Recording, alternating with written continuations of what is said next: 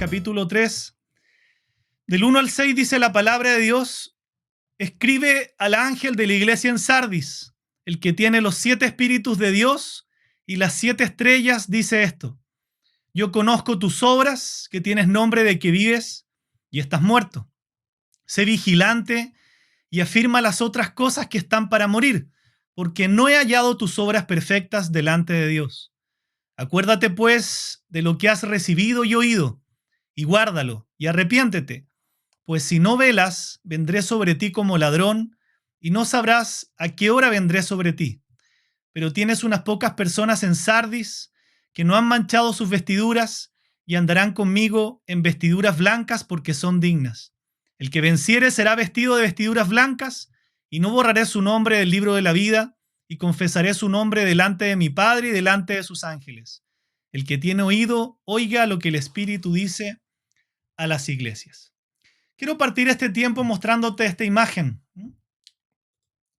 Quiero preguntarte, ¿qué te produce de buenas a primera encontrarte con esa imagen?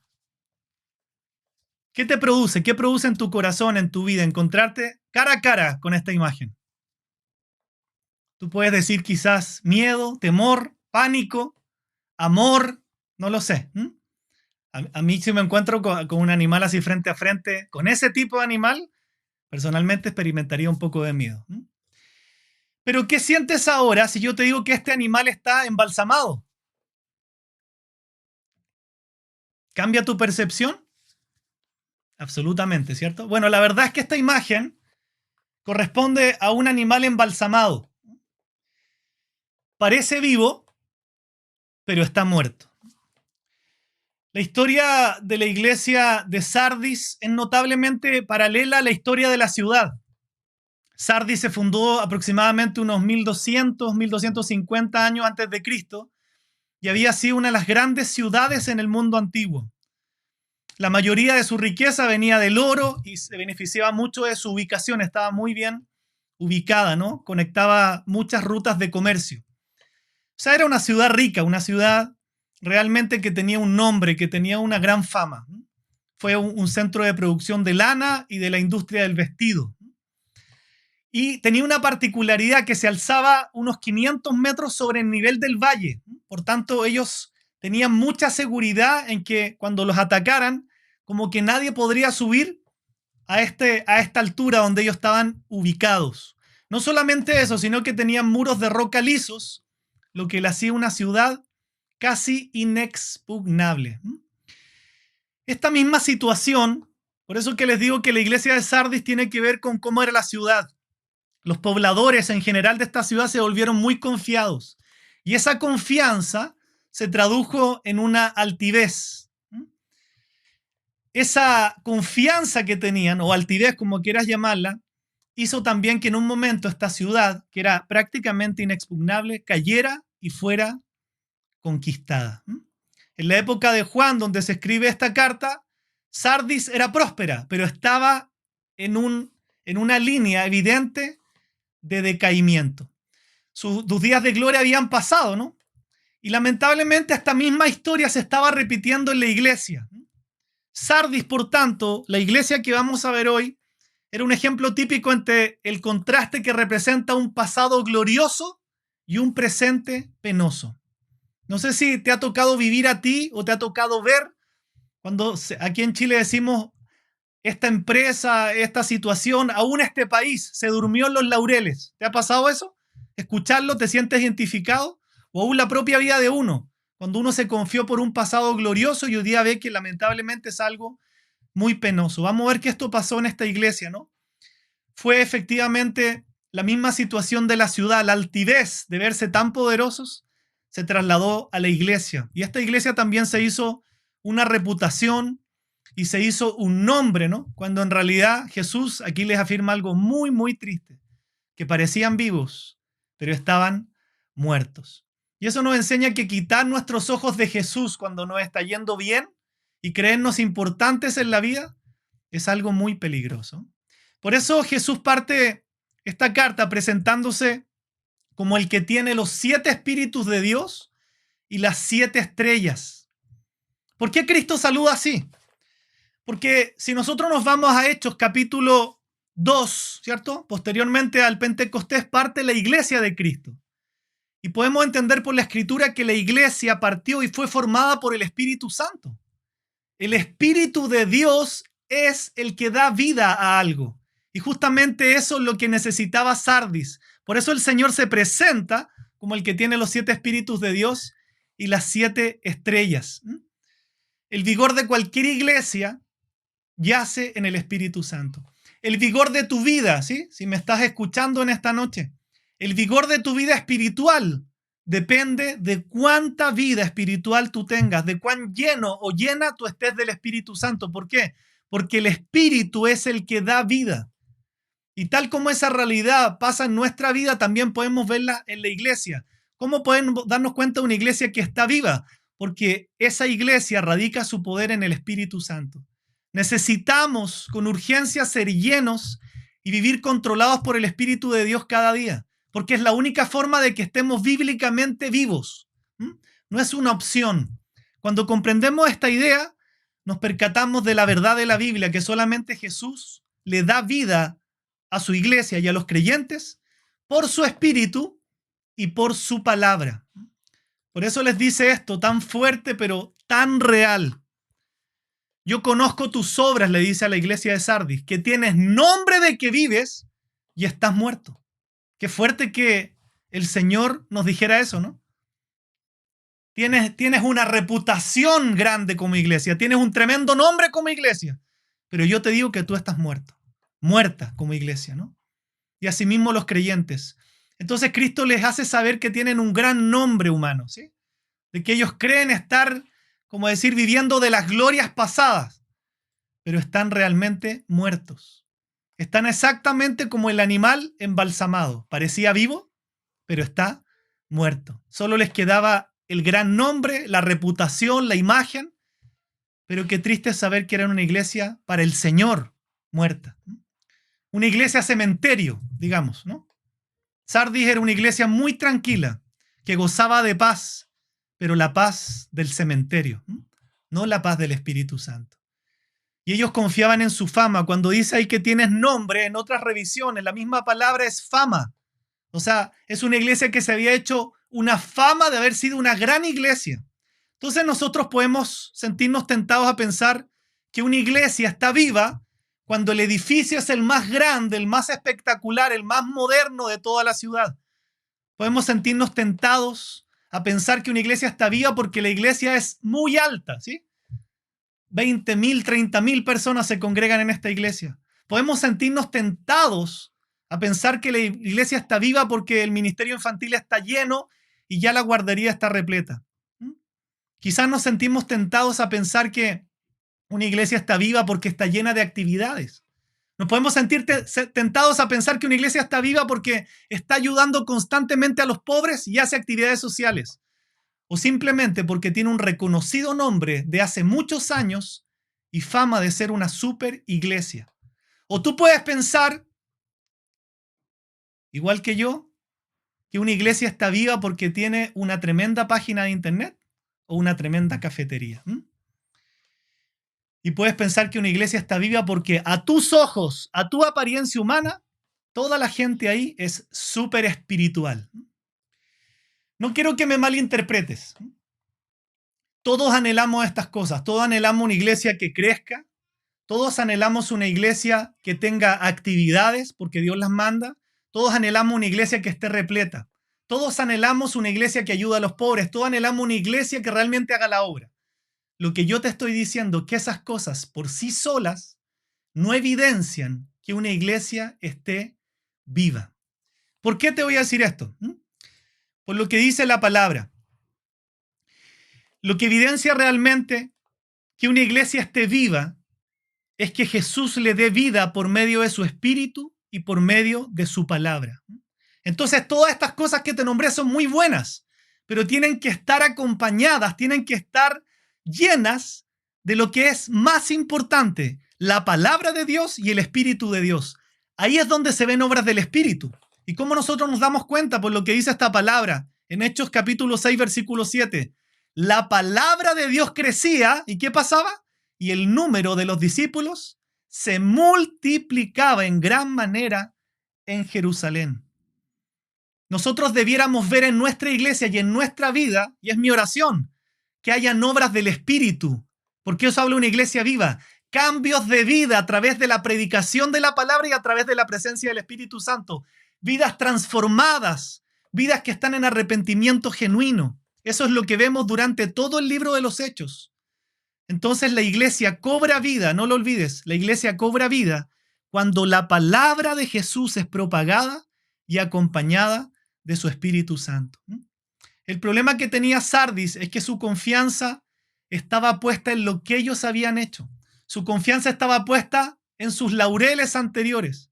Ellos ya en el fondo habían profesionalizado la iglesia, sabían hacer las cosas tan bien que dejaron de depender de Dios. Quiero preguntarte si eso te pasa en tu vida. Yo no sé a qué se dedica cada uno y cada una, ¿no? Pero piensa en esto. A la hora de desarrollar tu trabajo, ¿tú dependes de la experiencia que has alcanzado? ¿O te arrodillas cada día para decirle al Señor, por favor, Señor, ayúdame en este día, por más que yo maneje mucho lo que hago? Ese es el principio que partió con Sardis.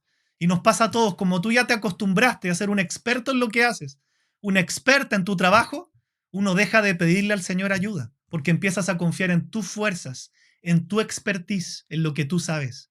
Y ese es el momento donde tú empiezas, y yo también, y la iglesia de Sardis, a levantar el orgullo y la arrogancia, porque ya no dependes de Dios. Dependes de tus cosas. Entonces, ellos ya estaban en este sentido dependiendo de ellos. Eran orgullosos de sus riquezas, de ser una iglesia reconocida, de sus defensas, de la ciudad poderosa que tenían. Pero ¿qué pasó? Que la historia cuenta que con el tiempo la ciudad de Sardis fue derrotada. La ciudad. La caída de la iglesia partió con la caída de la ciudad. Fue exactamente lo mismo que pasó en lo natural, se pasó en lo espiritual. Ese orgullo de la ciudad permitió que la ciudad fuera derrotada. En la iglesia pasó lo mismo. Ese orgullo que se empezó a levantar en los creyentes terminó con una iglesia muerta para Cristo. Y el testimonio que vale aquí es el de Cristo, ¿cierto? No el que aparezca, ¿no? Por eso hablábamos al principio de la reunión, el versículo donde el Señor le dice a Samuel, no te guíes por la apariencia, por lo que tus ojos ven. Dice el Señor, porque yo veo lo interior. Nosotros los humanos vemos lo que está delante de nuestros ojos, nos dejamos guiar muchas veces por la apariencia, pero el Señor mira el corazón, dice la palabra. Entonces, cuando una iglesia está satisfecha en sus logros pasados, cuando una iglesia se preocupa más de las formas que de lo espiritual, de la palabra, cuando se preocupa más de las influencias de la cultura y de la sociedad, más que de cambiar el corazón de los creyentes que asisten, más que predicar el evangelio puro de la palabra, entonces es una iglesia que tarde o temprano va a caer en cuanto a la vida, que es lo más fuerte. Una iglesia que parece viva, pero estaba muerta, ¿no? Y nosotros también somos propensos a confiar en nuestro poder, en nuestra capacidad. Piensa, ¿qué es lo primero que haces ante un problema? ¿Te arrodillas o tratas de solucionarlo en la forma humana, en la potencia humana, en la experiencia humana? Todos tendemos a hacer eso, a solucionar los problemas nosotros primero. Nos arrodillamos cuando ya no hay nada más que hacer. Debería ser al revés, ¿cierto? No confiar en nuestras capacidades, sino pedir la ayuda de Dios constantemente. Lo mismo en la iglesia, cuando hacemos algo, debemos depender de Él y darle gloria a Él. Entonces, por supuesto que si esto pasa en los tiempos actuales, tal como Sardis, hay muchas iglesias que se ven bien por fuera, en la apariencia. Bueno, hoy día no estamos congregados en un edificio, así que nadie aquí puede decir que hoy día podemos tener tantas cosas como edificio, tampoco, ¿no? Nuestra iglesia, los que la conocen, es una casa de 3 pisos, no es más que eso. Es muy pequeñita y muy sencilla, con mucho amor de Dios, ¿no? Pero por debajo es lo que realmente se ve en qué estado está esa iglesia. Es fuerte entender esta historia porque es una iglesia que uno dice de esas que se ve una edificación tremenda y el Señor le dice, pero ustedes están muertas. Entonces, ¿qué es lo hermoso? Que Dios tiene un plan de resucitación para una iglesia que estaba muerta, ¿no? En una serie de 4 mandamientos que vamos a ver en el versículo 3, Jesús muestra a la iglesia de Sardis lo que deben hacer para evitar una muerte inminente. Y esta palabra también es para ti y para mí. Si nosotros queremos superar la amenaza de la altivez, del orgullo, de la autodependencia, de estar a veces muertos, secos espiritualmente, nosotros también debemos poner atención a sus advertencias. Quiero invitarte a que veas el versículo 3, donde el Señor parte diciéndole a la iglesia, sé vigilante. Perdón, el versículo 2. El versículo 2. Capítulo 3, versículo 2. Sé vigilante, ¿no? Y eso tiene que ver con despertar. Despierta, despierta, como dice acá. Al igual que la ciudad de Sardis, la iglesia confió en su nombre, se durmió en sus laureles, bajó la guardia. ¿Cuántas veces te ha pasado a ti y a mí que ves que las cosas están andando bien, ¿cierto? En tu casa, están un poquito andando mejor en el trabajo, ¿y qué haces tú? Entonces dejas de arrodillarte, dejas de orar porque las cosas están andando bien. Todos tenemos una tendencia a bajar la guardia, sobre todo cuando las cosas están bien. Cuidado, porque esa es una señal de peligro. Jesús, que nos está mandando a estar constantemente despiertos, atentos, alertas, ¿no? Voy a ver si la iglesia del Señor en esta noche está alerta, ¿no? Sí, los que veo con cámara, los otros deben de estar ahí con alguna situación, ¿no? Gracias a Dios que están alertas, atentos, ¿no? Bueno, los que puedan, prendan sus cámaras es bueno, ¿no? Pero estemos atentos, ¿cierto? Atentos a lo que Dios está hablando, atentos a la oración, atentos al clamor, atentos, alertas, despiertos. Encontramos este mismo mandamiento en todo el Nuevo Testamento. No se los voy a mostrar, pero si ustedes recuerdan los evangelios, cuando el Señor en Mateo 24 dice que así que ustedes también deben estar alertas. ¿Por qué? Porque no saben qué día vendrá su Señor. ¿Se acuerda ese pasaje cuando estaban los discípulos y le dio una orden que velaran con él, que estuvieran despiertos con él esa noche? Y dice que volvió a los discípulos después de orar y los encontró durmiendo. ¿Se acuerdan? Y le dijo a Pedro, que se las llevaba a todas, ¿no? Y le dijo, ¿no pudieron velar siquiera una hora? Retó a Pedro, ¿no? Y le instruyó diciéndoles, velen y oren para que no cedan ante la tentación, porque el espíritu está dispuesto, pero la carne es débil, es débil. O en Apocalipsis, cuando el Señor dice, cuidado que vengo como ladrón, ¿sí? O sea, en el momento más inesperado. Dichoso el que se mantenga despierto con su ropa en la mano, dice Apocalipsis. No sea que ande desnudo y sufra vergüenza por su desnudez. Entonces, la primer mandamiento para salir de la muerte es despierta, ¿sí? A veces estamos durmiendo como cristianos. No le digo solamente que usted se duerma en la prédica, sino que digo que uno se duerma espiritualmente, o sea, uno deja de orar, deja de buscar al Señor, ¿cierto? Uno no se da cuenta cómo uno de repente se mete tanto en el enjambre de la vida, los afanes, el trabajo, que uno dice, ha pasado toda esta semana y no he buscado al Señor. Ha pasado toda esta semana y no me he arrodillado. Entonces dice, ojo, despierta. Acuérdate, siempre estar atento como que el ladrón viniera esta noche. Estate siempre atento, ¿no? Entonces las advertencias de estar alerta nos surgen, iglesia, a esperar el regreso de Cristo. Porque Él vendrá, dice la Biblia, como ladrón en la noche. Y no queremos que nos tome por sorpresa mientras dormimos. Recuerde la historia de Mateo 25, las vírgenes sensatas versus las insensatas. Unas estaban preparadas, alerta, y las otras estaban durmiendo en otra, ¿sí? Se habían salido de la preocupación. Entonces, quiero que piense en qué aspectos has bajado la guardia, porque eso es importante reconocerlo y revertirlo. En la lectura de la Biblia, has bajado la guardia en los tiempos de oración con tu familia o en tus tiempos solas de oración. Has bajado la guardia en congregarte, has bajado la guardia en las cosas que realmente son básicas en la vida cristiana. ¿Vivimos realmente como si Cristo pudiera regresar en cualquier momento? Si no es así, despertemos, ¿no? Despertemos. Y si usted ve que alguno se está durmiendo ahí al lado suyo, un codazo santo, ¿cierto? Un codazo santo, bien tierno, despacito. Despierta porque Dios también está hablando, ¿no? Segundo, ¿qué les dice a Sardis y a nosotros? Afirma las cosas que están para morir. O sea, le está diciendo, reaviva lo que aún es rescatable. Gracias a Dios la iglesia no estaba muerta completamente, sino que estaba muerta en un 99%, pero había un 1% que se podía reafirmar, reavivar, rescatar. Había algo en esa iglesia, gracias Señor, ¿no? Estaba muerta entera, pero habían cositas todavía que se podían reavivar. Aviva lo que aún es rescatable, ¿no? La valoración que hace Jesús de Sardis es dura, por supuesto, porque era su condición. Pero recuerden que siempre Cristo ofrece esperanza. afirma las otras cosas que están para morir. Dice el versículo 2, porque no he hallado tus obras perfectas delante de Dios. Que esta también sea una advertencia para nosotros, ¿no? Que algunas veces somos todos, algunas veces todos nosotros somos hipercríticos con todas las cosas, ¿sí o no? No encontramos nada bueno. Esta iglesia estaba muerta y Jesús les dice la verdad, pero les encontró bueno lo que tenían bueno.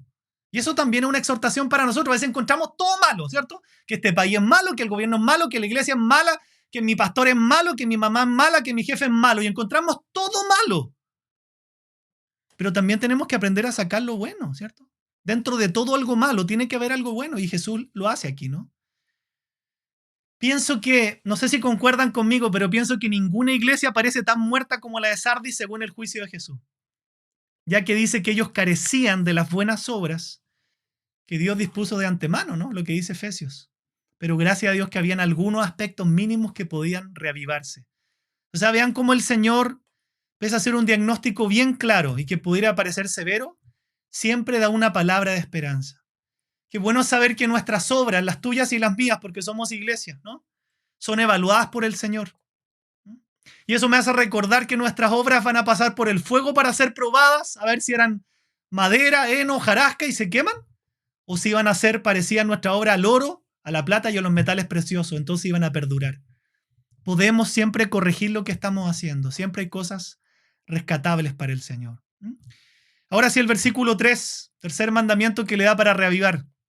Acuérdate, pues, de lo que has recibido y oído y guárdalo. ¿Qué es lo que le pregunto, ¿qué es lo que hemos recibido todos nosotros? ¿Qué es lo que hemos oído todos nosotros alguna vez? Si no tienen esta respuesta, yo me sentiría el mayor de los fracasados. Bien, la palabra de Dios, le leo los labios a algunos. ¿Qué más? Pero específicamente dentro de la palabra de Dios, ¿qué es lo que hemos recibido y enfatizamos siempre? Muy bien. Entre la Katy y la Marcela se van a empezar a llevar todos los premios en las reuniones porque... Y eso también es una enseñanza para que los demás participemos, ¿no? En todo. Recuerda el Evangelio y obedécelo. Acuérdate pues de los que has recibido y oído y guárdalo. Y guárdalo. Estas dos cosas van juntas y nos muestran algo muy importante, que para permanecer despiertos y avivar lo que es rescatable, nos debemos acordar siempre del Evangelio y obedecerlo. El letargo que estaban viviendo los cristianos de Sardis porque estaban muertos y sus obras que no eran perfectas delante de Dios evidenciaban algo muy importante y por favor yo te pido que lo grabes no solo en una libreta sino en tu corazón, más bien que el Espíritu Santo lo haga, ¿no? Los cristianos de Sardis se habían olvidado del Evangelio. Y uno dice a veces, ¿cómo si algo tan sencillo? Sí, pero eso es lo que trae vida a una iglesia, el Evangelio de Cristo. Y como resultado de haberse olvidado del Evangelio, ¿qué pasó? No lo estaban obedeciendo. El tan solo hecho que tú dejes de congregarte no es por ley, es por gracia, ¿cierto? Pero significa que te olvidaste del Evangelio, porque el decir ni siquiera aparto una semana para con una hora a la semana o 2 horas, por lo que Cristo hizo por mí, quiere decir que me olvidé del Evangelio entonces. Porque la motivación no es legalismo, es por lo que Cristo hizo por mí que yo estoy dispuesto a dar no 1, 2, 3, 4 horas a la semana si Dios me lo demanda. Por lo que Cristo hizo por mí. No se me tiene que olvidar el Evangelio. Entonces, por eso que entendemos lo hermoso del Evangelio y no vivir por ley. Si tú no te has congregado, no te sientas acusado o acusada. Lo que digo es una realidad que te lleva a tener esperanza y gracia. Te has olvidado del Evangelio. Porque si yo entendiera la obra de Cristo en la cruz, jamás le diría algo que no al Señor. Porque esa es mi motivación para obedecer. Lo que Cristo hizo por mí y yo no voy a hacer algo mínimo por Él. Los cristianos de Sardis se murieron porque se olvidaron del Evangelio. Y como resultado de olvidarse del Evangelio, dejaron de obedecerlo. Yo creo que lo compartí una vez, pero te lo recuerdo, ¿no? El Evangelio no es solamente para el día de la salvación. Recuerda eso. El Evangelio no es solamente para salvarnos, sino el Evangelio debe acompañarte todos los días de tu vida. No te olvides nunca de eso. El Evangelio no es solamente para que alguien se salve, el Evangelio es para predicármelo yo todos los días y para resolver todas las situaciones de mi vida. Nunca te olvides del Evangelio de Cristo.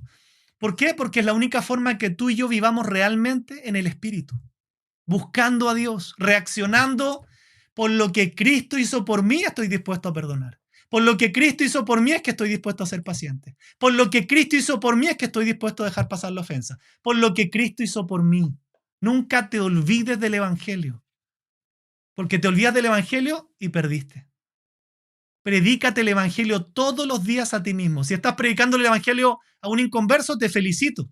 Y esta semana es una semana especial para predicar el Evangelio, porque la próxima semana tenemos una reunión especial justamente para invitar personas nuevas.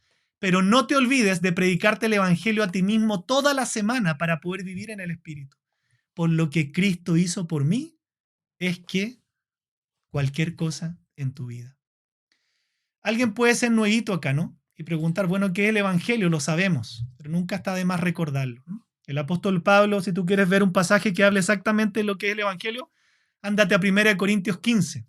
El Evangelio es que Cristo murió por ti y resucitó por ti, para darte vida eterna. Nunca te olvides de eso.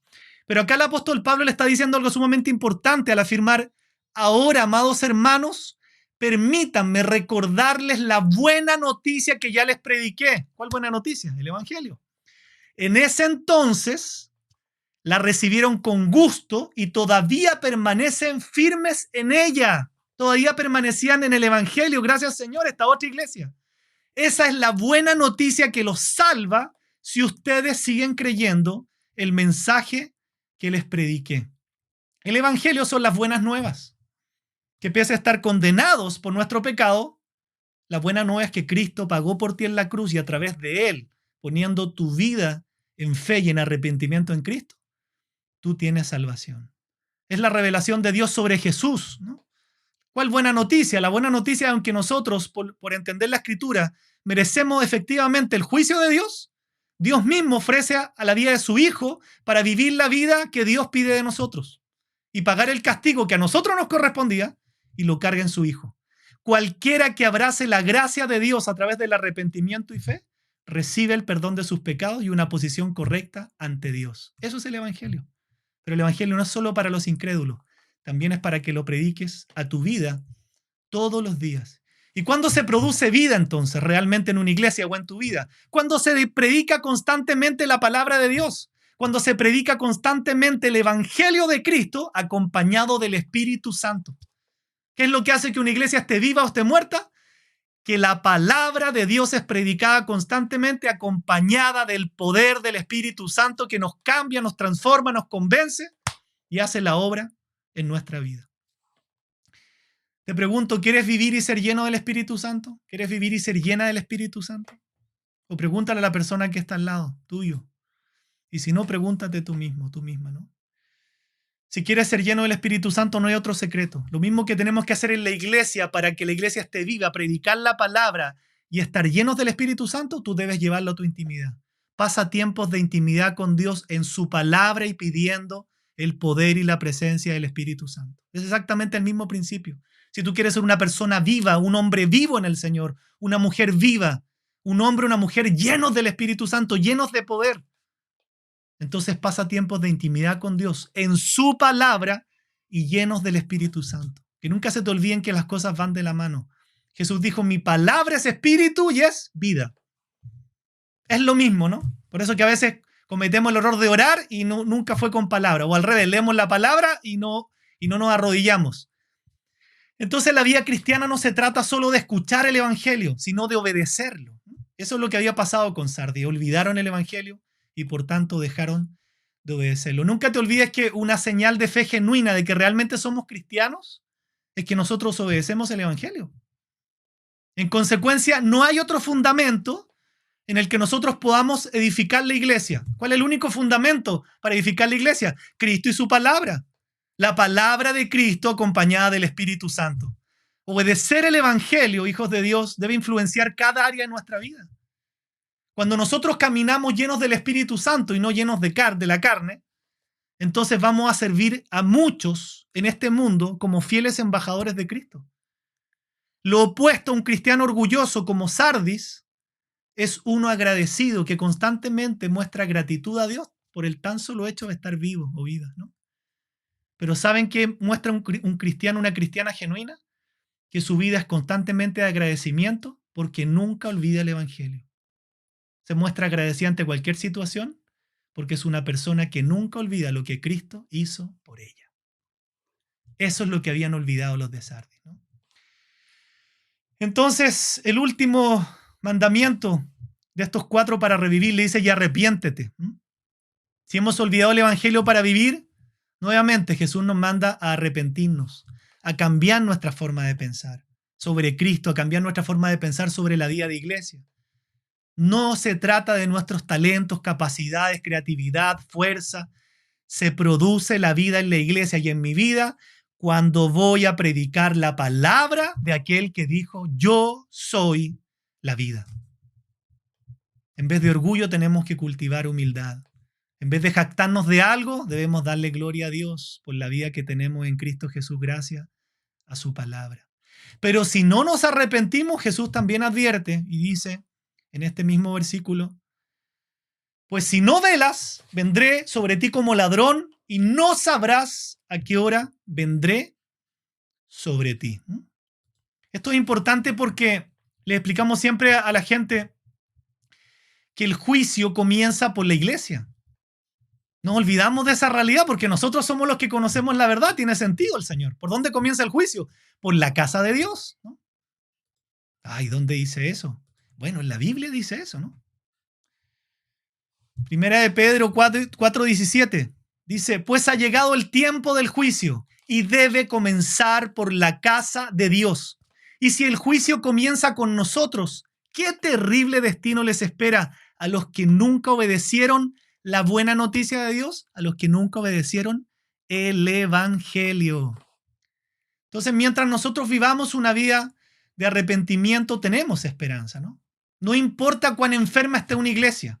O sea, yo me muero si el Señor diera un informe así de nuestra iglesia. Me muero, ¿no? Me muero. Pero he aprendido que la vida de iglesia tiene que ver con eso. Por eso que hay muchas iglesias que hoy día entretienen. Hay muchas iglesias que están enfocadas en atraer a la gente con condimentos del mundo.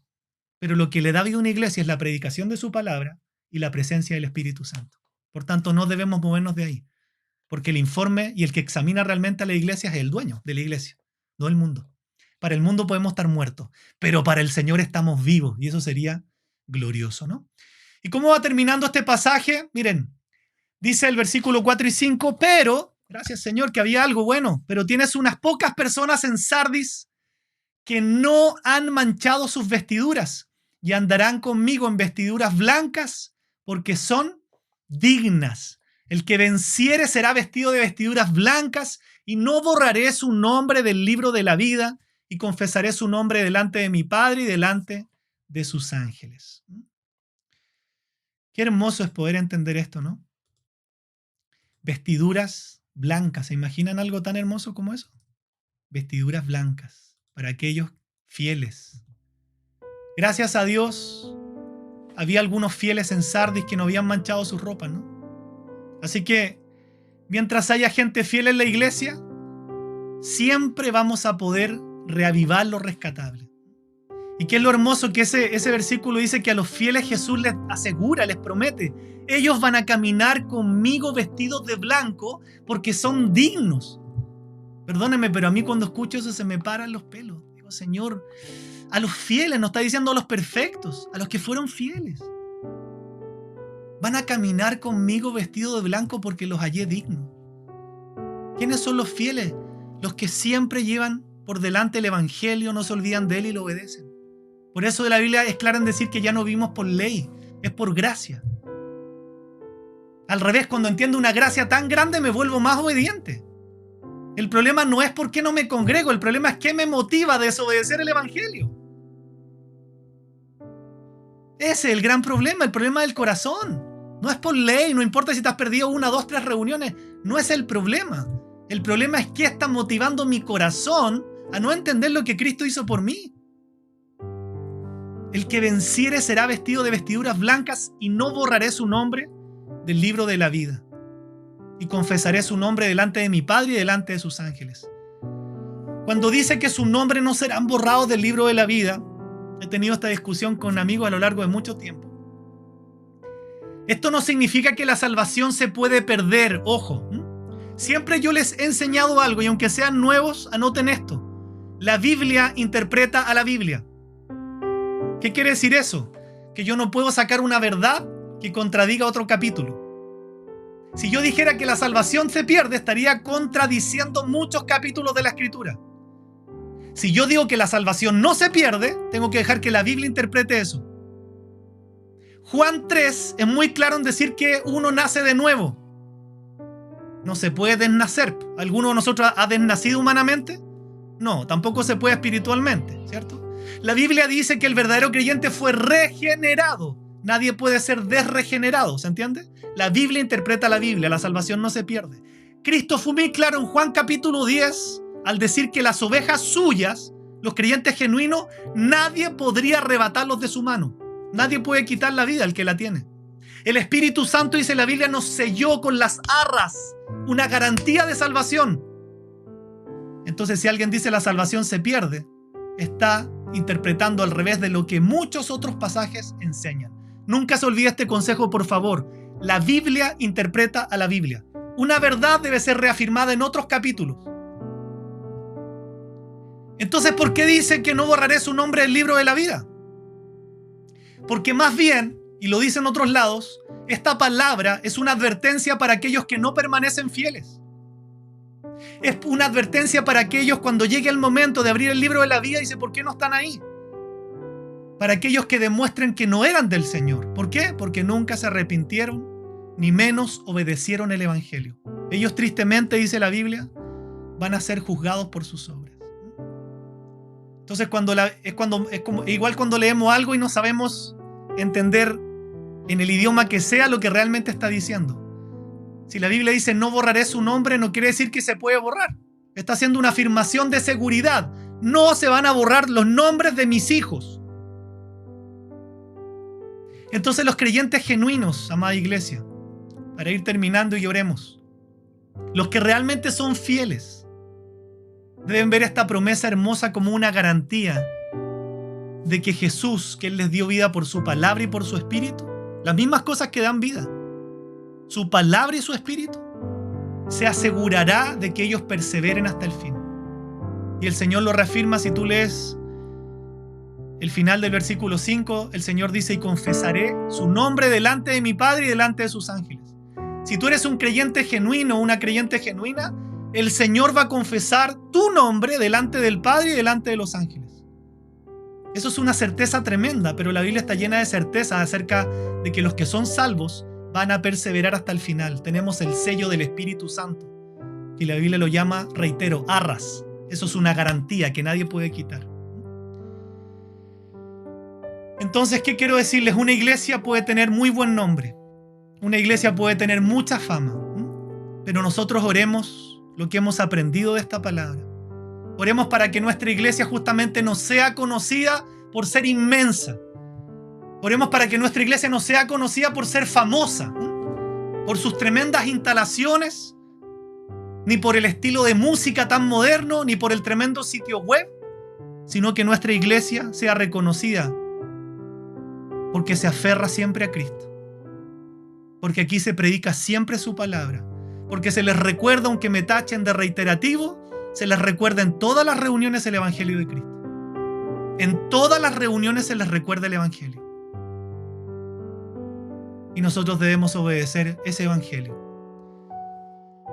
Miren, en 15 años de vida cristiana he visto muchísimas iglesias. Y no las he visto, Dios me ha dado la oportunidad de visitarlas, ¿no? En otros países, cuando por labores de mi trabajo anterior, Dios me permitió viajar por muchos países. Muchas iglesias se han hecho un tremendo nombre, pero han menospreciado lo más importante, que es el Evangelio de Cristo. Lamentablemente muchas de ellas ya no existen, ¿no? Y sus instalaciones se usan para otras cosas. Entonces, cuando el Cristo resucitado que evalúa esta iglesia de Sardis, cuando este mismo Cristo resucitado evalúe nuestra iglesia, nuestro ministerio, yo me pregunto, ¿qué dirá? ¿Qué va a decir el Señor? Qué temor me da, ¿no? Pero un temor santo, de hacer las cosas como Él manda, ¿no? Como Él dice.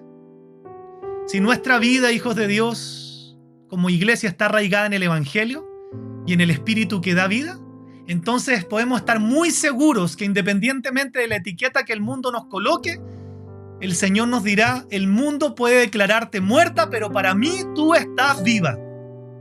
Y eso es lo que debe importarnos, que hagamos lo que Él nos dice, porque Él es el que nos va a evaluar. Debemos fortalecernos constantemente en las cosas que Dios ha sembrado en tu corazón y en el mío. No menosprecies lo que Dios te ha enseñado. No mires a huevo lo que Dios te ha enseñado en su palabra. No lo mires a huevo. Fortalece constantemente las cosas que has aprendido de Dios, aun sean muy básicas, todos los días leer Biblia, el devocional, orar, arrodillarme, congregarme. Nunca menosprecies eso. Estemos listos para arrepentirnos de cualquier pecado. Estemos listos para enmendar cualquier error que hemos cometido, tú, yo, lo que sea. Estemos prestos, atentos, vigilantes, despiertos. Y pidámosle al Señor su presencia por su Espíritu todos los días para caminar en el Espíritu, porque el Espíritu es el que da vida. Las buenas obras no siempre indican la condición verdadera del corazón. Lo vemos en esta iglesia. Las buenas obras no le sirvieron de nada, porque además no eran perfectas delante del Señor, no estaban motivadas por el Evangelio. Pero sí es verdad que un corazón bueno produce siempre buenas obras. Para tu vida, amado hijo de Dios, amada hija de Dios, nunca busques como meta de tu vida tener una buena reputación o ser reconocido o reconocida en el mundo. No busques eso en esta vida. No busques en esta vida tener fama, ¿sí? Soy famoso y quiero ser famosa. Mantente lo más cerca posible del Señor todos los días, en humildad, porque esta iglesia cayó por orgullo, por arrogancia, por sentirse inexpugnable, igual que la ciudad. Mantente humilde cerca del Señor todos los días y asegúrate de practicar todas las enseñanzas que has recibido de parte del Señor, de agradar a Dios, de agradar el deseo que Dios tiene para ti. Mi oración en este último tiempo, ¿sabes cuál es? Decirle: Señor, yo lo que te pido, que quiero saber, es que a ti te agrade la reunión que hacemos para ti con la iglesia. Que a ti te agrade. Ni siquiera a la gente, ni siquiera a nosotros. Que a ti te agrade. Eso es vivir en el Evangelio, ¿no? El que tenga oídos, oiga lo que el Espíritu dice a las iglesias. Quiero invitarte a orar en esta noche. Padre, te damos muchas gracias por este tiempo. Queremos hoy día venir delante de tu presencia, agradecerte por lo que tú has hablado a nuestro corazón, a nuestra vida. Señor, hoy día poner todo nuestro ser, hoy día presentarnos como iglesia delante de ti, porque somos un cuerpo, somos una familia. Señor, y nos presentamos como ministerio hoy día. Señor, para que tú nos evalúes, para que tú nos digas, Señor. Pero gracias porque aprendemos de esta carta que esta iglesia estaba muerta, porque había olvidado el Evangelio, porque en esta iglesia ya no se predicaba la palabra, no se predicaba el Evangelio. Como muchas iglesias tuercen el camino y empiezan a tener entretenimiento, a dar charlas de temas que a la gente sí le interesan en este mundo. Pero tú no nos mandaste a eso, Señor. Tú nos mandaste a predicar el Evangelio. Tú nos mandaste a agradarte a ti. Señor, y muchas gracias porque cuando se predica la palabra de Dios en una iglesia y pedimos esa presencia del Espíritu Santo, podemos estar seguros por lo que tú afirmas, que tenemos vida de Dios, que tenemos vida tuya, Señor, porque nos queremos enfocar en el Espíritu y en tu palabra. Tu palabra es Espíritu y es vida a la vez. Señor, que nunca se nos olvide el Evangelio. Que nunca se nos olvide lo que tú hiciste por nosotros. Estos creyentes de Sardis olvidaron la obra que tú habías hecho y se enorgullecieron porque tenían una iglesia grande, Señor, una edificación majestuosa. Estaban en un monte, en una ciudad tremendamente rica y famosa.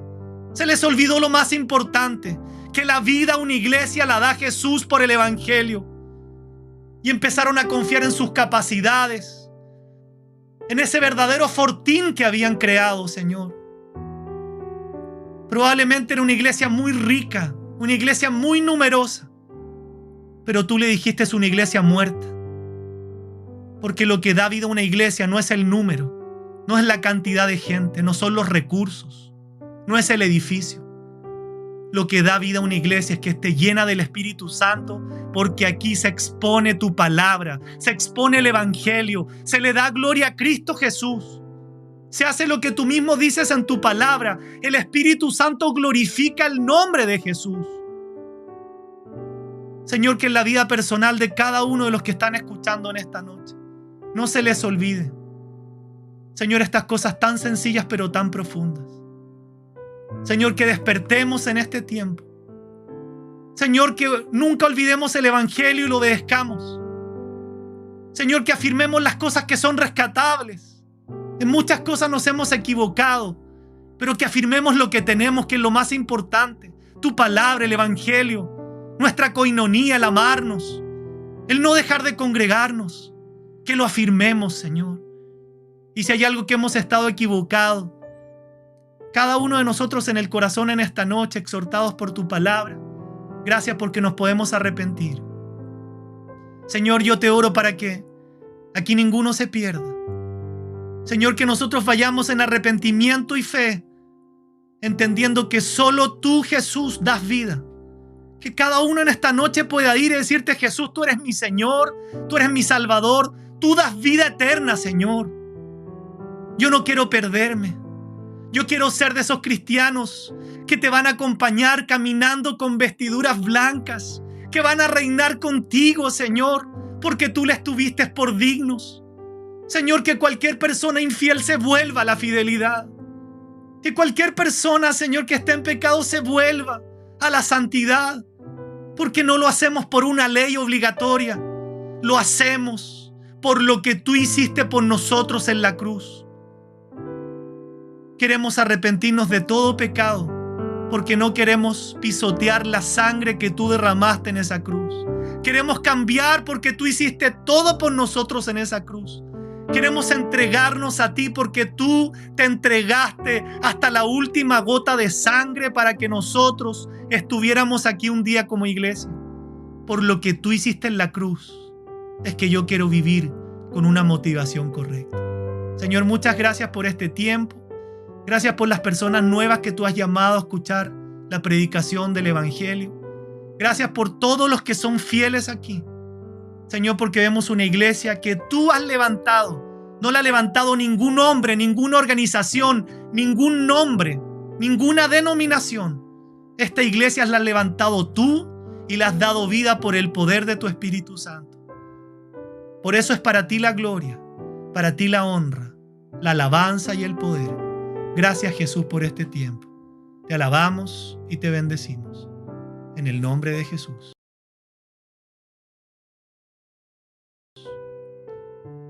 Amén.